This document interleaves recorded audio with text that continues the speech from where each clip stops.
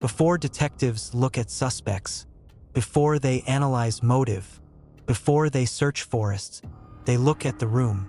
They look for what doesn't move. May 1st, 2001. Washington, D.C. A 24-year-old federal intern wakes up in her DuPont Circle apartment. She checks her email. She searches local hiking trails online. She makes plans to return home to California. She never boards that flight. Her name was Chandra Levy, and when investigators stepped into her apartment days later, they saw something subtle that changed everything. Her purse was there. Her keys were there. Her ID, her credit cards, everything a person needs to leave was still inside. And that's when investigators began asking the first question they always ask. Was this voluntary? Chandra was ambitious, a graduate student from California interning at the Bureau of Prisons. Her internship was ending. She was preparing to go home. On April 30th and May 1st, she made phone calls to family. Nothing sounded unusual. She emailed her landlord that morning. She searched the internet for local hiking trails. She made plans to return home to California. Then she vanished. When she didn't show up for her flight home, her parents grew worried. Calls went unanswered. Her computer searches that morning included Rock Creek Park, weather reports, directions. That digital footprint would become critical. When her family reported her missing, detectives began reconstructing her final movements minute by minute. When police enter a possible crime scene, they don't start with theories. They start with disruption. What's out of place? What's too clean? What's missing? Their first stop was her apartment, and that apartment told a quiet story. No forced entry, no defensive marks, no struggle. The bed was neatly made. Investigators know something civilians often don't. Chaos leaves fingerprints. Abduction leaves disruption. Stillness can indicate familiarity. Phone records revealed something explosive. Chandra had been in contact with Congressman Gary Condit. They had spoken frequently. He was married. He denied an affair publicly. The media storm began instantly. Cable news framed it as scandal. They searched Rock Creek Park repeatedly. Months passed, but investigators remained focused on something more grounded.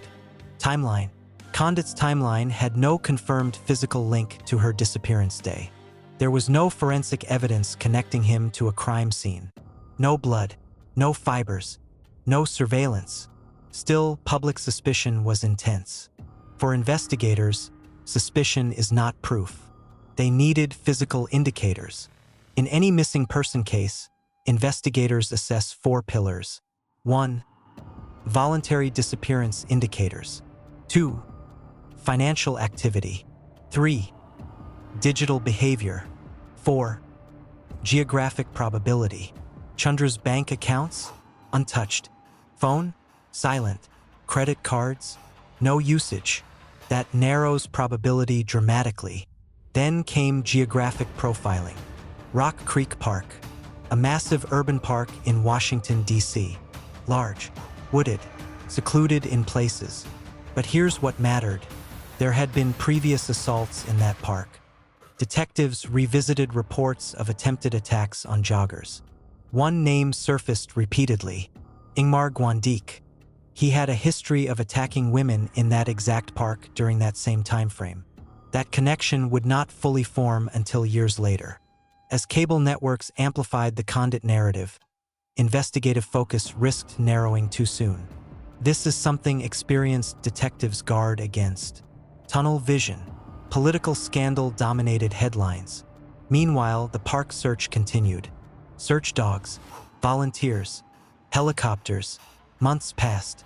Then a year later, May 2002, skeletal remains were found in Rock Creek Park. Dental records confirmed it was Chandra Levy. The case officially shifted from missing person to homicide. When remains are discovered long after death, investigators reevaluate everything. Cause of death was undetermined, but location consistency became critical. Where she was found aligned closely with Gondik's previous attack zones. Witness statements were re-examined. One jailhouse informant claimed Gondik confessed. In 2010, he was convicted. But in 2016, the conviction was vacated due to issues with witness credibility. The legal outcome became uncertain, but investigative indicators still centered on geographic and behavioral patterns. Let's step back. What did investigators notice first? Not politics, not scandal, not headlines. They noticed essentials left behind. No financial movement, digital trail toward one location, absence of forced entry. In investigative psychology, absence is information. Leaving behind identity documents strongly suggests non-voluntary disappearance. The computer searches suggest intent to visit the park. The park's assault history narrows risk probability. Investigators build cases on layers, not drama. The public often remembers the scandal, but detectives remember the room, the purse untouched, the ID card sitting still, the bed made. The first clues are rarely dramatic. They are quiet, and quiet details build loud conclusions. In Washington, D.C., the case of Chandra Levy became political. But for investigators, it began in a quiet apartment. And in that stillness was the first clue: the absence of movement, the absence of preparation, the absence of choice. And sometimes what investigators look for first is not what happened, it's what didn't.